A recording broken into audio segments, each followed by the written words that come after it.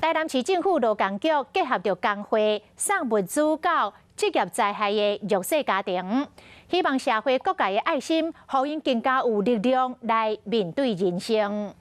进前，台南市政府劳工局土水和油漆工会做伙送温暖，分作2瓶，甲爱心物资送予20岁劳工职灾弱势家庭，希望这温暖会当让因愈勇敢面对困难。就由我们泥水工会跟油漆工会两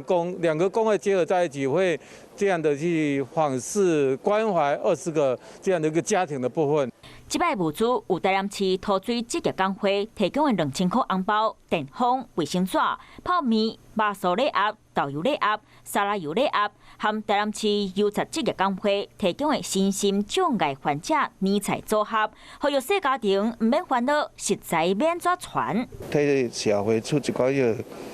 替一寡力，出一寡力，大家